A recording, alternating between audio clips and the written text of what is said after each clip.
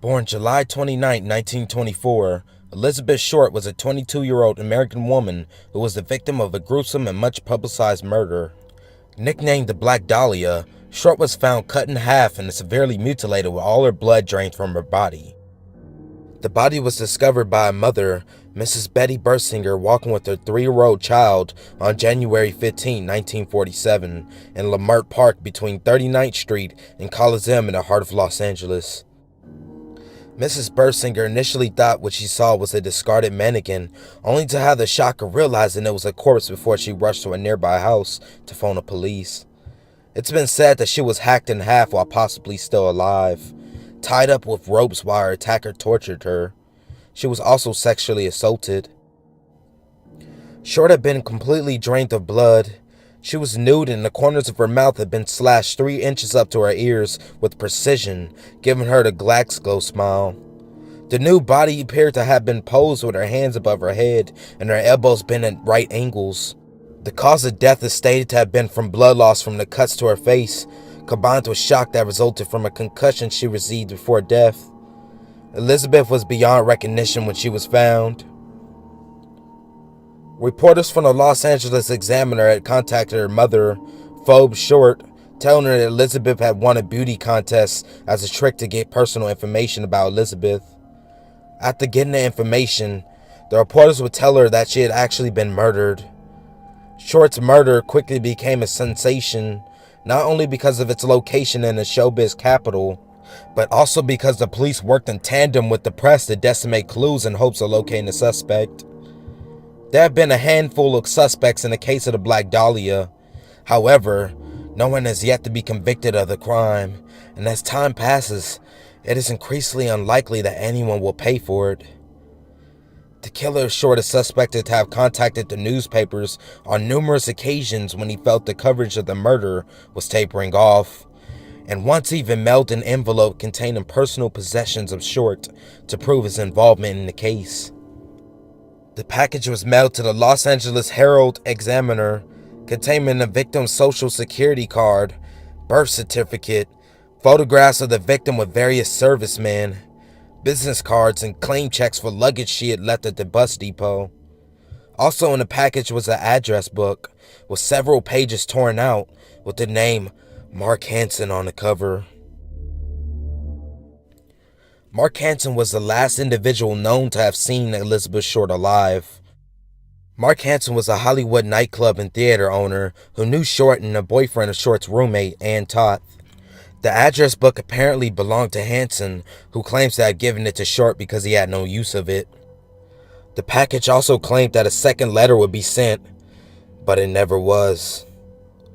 The sender had cleverly treated the contents so police could not lift prints from the material.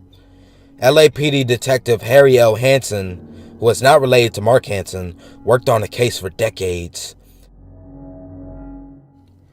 Due to the sheer sensationalism of the case, over the years, many people came forward claiming to have played a role in the death of Short. However, no one has ever been convicted of the crime due to lack of evidence. No murder case in U.S. history produced more confessions, 38 fully written, more than 200 in telephone calls, and police stopped counting. Mostly men confessed to the murder, but a few women did as well. Much speculation surrounded the details of Short's life. Grieving after the death of the man she fell in love with, she reportedly befriended many men while frequenting jazz clubs, making it nearly impossible to pin down who she really could have been with before she died, even though most people assumed it was Mark Hansen. The killing could have been a result of unbelievable anger, or at least a sexual-related desire, as Elizabeth Short was known for being a tease. The murderer definitely had to have some type of medical training based on the details of the murder, but then again, we can only assume. Her unsolved murder has spawned several movies, television specials, and books, as well as this video. One such account was written by Steve Hodel, a retired LAPD homicide detective turned private investigator who implicated his own father, a Los Angeles doctor. Late Dr. George Hodel was the Black Dahlia murder along with other murders. However, no charges were ever filed, and this murder goes down in history as unsolved.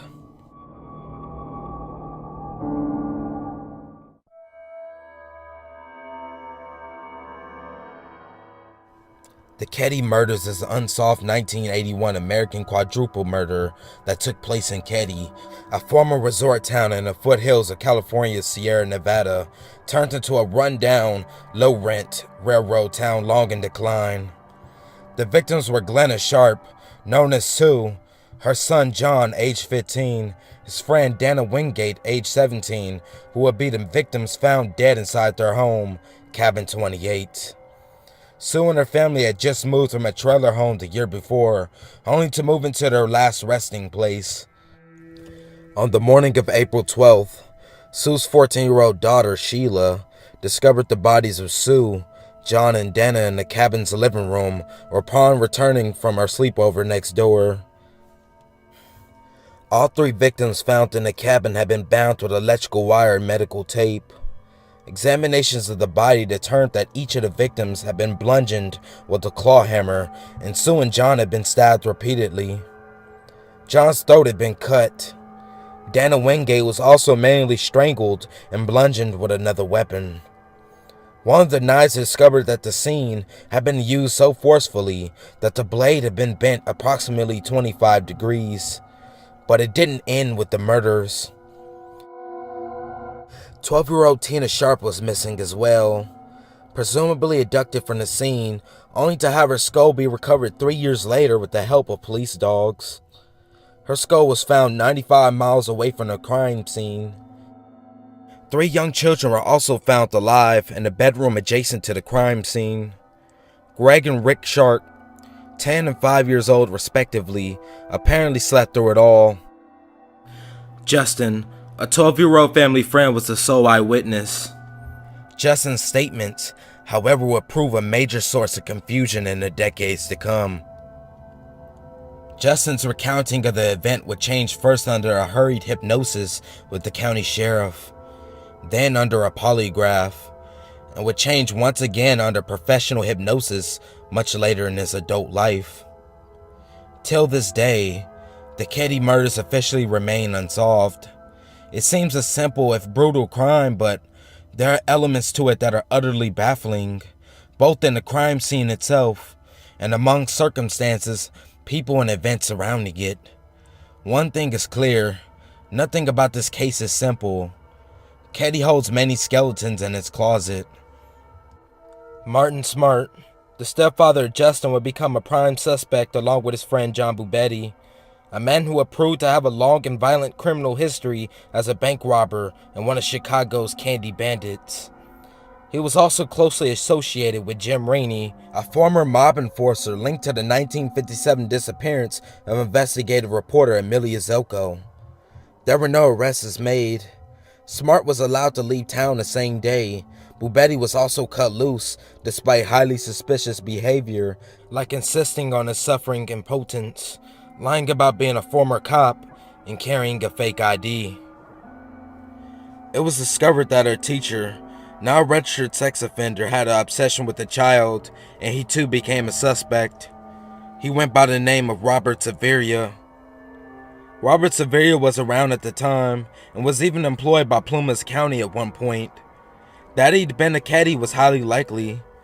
He would later be linked to a murder in a hobo camp nearby. Even the owner of the resort had once been a suspect in a similar murder. Several of the men living a stone's throw from the Cabin 28 were said to be creepy around children, and the resort's caretaker had been described as a chronic peeping Tom. More than one registered sex offender was connected to the case, closely or incidentally. Evidence held by law enforcement was destroyed or lost. Leads were not followed. Among the various forums dedicated to helping solve the crime and offer the family support over the years, the general consensus has been that the law enforcement really dropped the ball on this one. One good move on the law enforcement's part was to consult John Douglas. Walm offered the following profile on the killers. The crime scene reflects that the offender responsible for these murders exhibited great control if he, in fact, acted alone. The crime scene reflects that he did not precisely plan on killing all the victims, with the exception of a .177 caliber pellet recovered at the crime scene. All the weapons appear to have came from the same residence of the victims. An example, the steak knife and the hammer. This indicates that the killing of the victims was all probably an afterthought. In order for the subject to gain and maintain control of the victims, he would have had some assistance. It appears that Dana Wingate was not killed in the same fashion as the other two victims, as he was beaten and not stabbed, and was made comfortable by receiving a cushion from the couch to rest his head on prior to his execution. Wingate may have been utilized to assist in binding of the victims. Statements made by associates support that he would probably succumb if threatened, rather than strike back at an assailant. Blood is observed on the feet of Glenna Sharp to indicate she was alive when she walked in a pool of blood. However, whose blood, we still don't know. According to the investigative reports, Glenna Sharp was covered with a blanket after she was killed. This blanket came from her bed. This one act on the part of the offender, or the offenders, is probably the key to who is responsible for the murders, in part or whole. Decades passed. As far as the public eye is concerned, this crime may have simply faded off into statistic status, were it not for teacher Josh Hancock setting his students the task of producing a documentary, an assignment for which he agreed to make one of his own. One of his students suggested he look into the then 25-year-old Ketty murders as a topic, and Josh soon became fascinated with the case, which wound up taking over all of his spare time. Hancock finished the documentary in 2004, the same year that the now infamous Cabin 28 was torn down to discourage ghost hunters from trespassing on the site. But one documentary wasn't enough. The murders remained unsolved, while the strange and often bewildering facts and rumors surrounding the case only became increasingly tangled web. More suspects were revealed as time went on, theories and rumors abounded, forum communities flourished, and some were subject to strange internet attacks, as was Hancock himself. People volunteering information lied or could not recall details so many years after the fact. The case was still as clear as mud, and still no resolution for the Sharps or the Wingates. This case is still unsolved.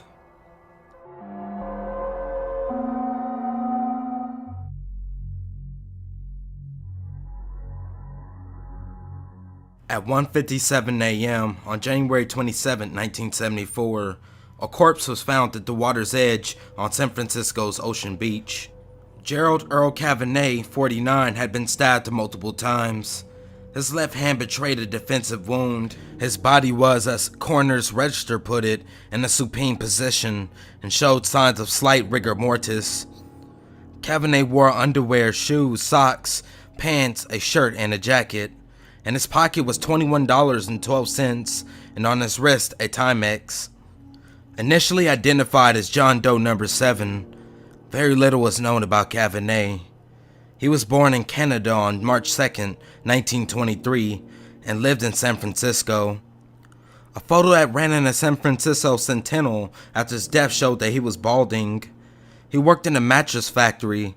He was 5'8" and weighed 220 pounds. He was also Catholic, and he was never married according to the coroner.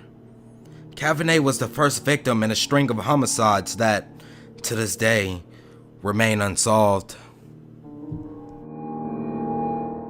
The Doodler, also called the Black Doodler on account of his skin color, caught the eye of Castro's bar patrons by drawing caricatures of them.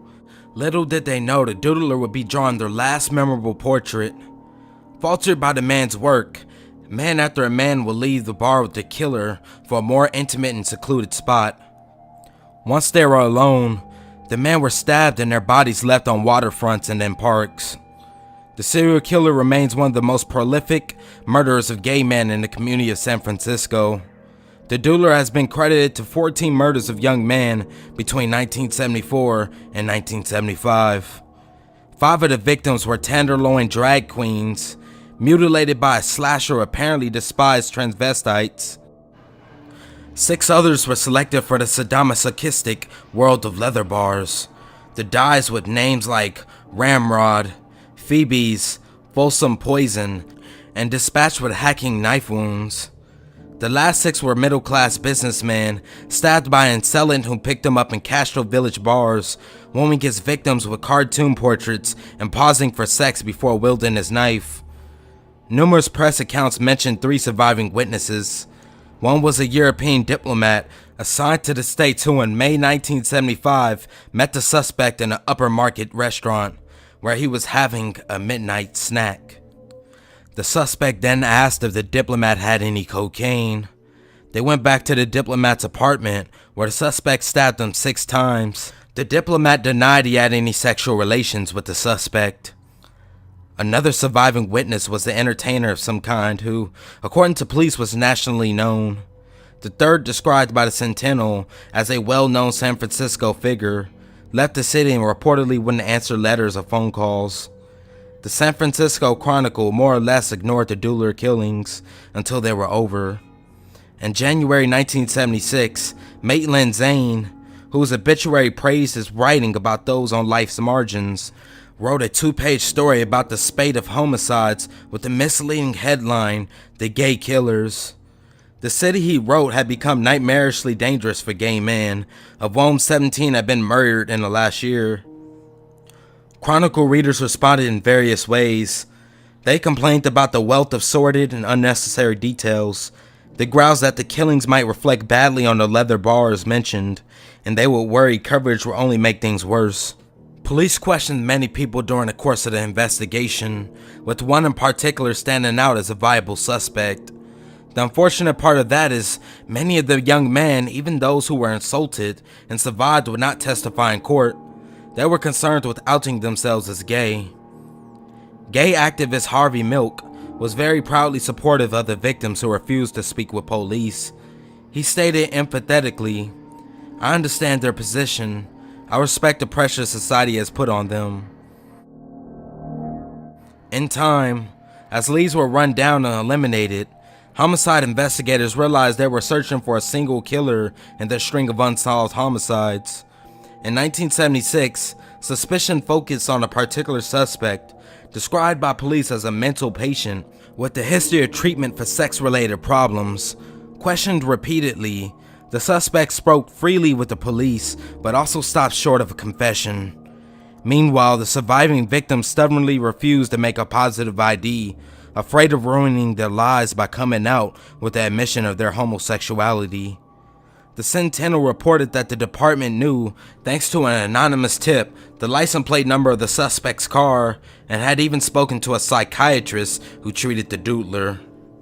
The psychiatrist told investigators that the suspect admitted during one session that he had committed the brutal slayings. On July 8, 1977, frustrated authorities announced that an unnamed suspect had been linked with the 14 deaths and 3 assaults in San Francisco during 1974 and 75. Indictment was impossible, they said, without cooperation from survivors of the Dueler's attacks. As a consequence of the man's refusal to support the police could not hold the suspect and had to let him go. To this day, the suspect was never publicly named, nor has anyone come forward to testify against him to allow the police to identify and prosecute the suspect. No one has ever been arrested or prosecuted for the San Francisco crimes that rocked the gay community, frightened the entire city, and took the lives of many young men of promise. This case still remains unsolved.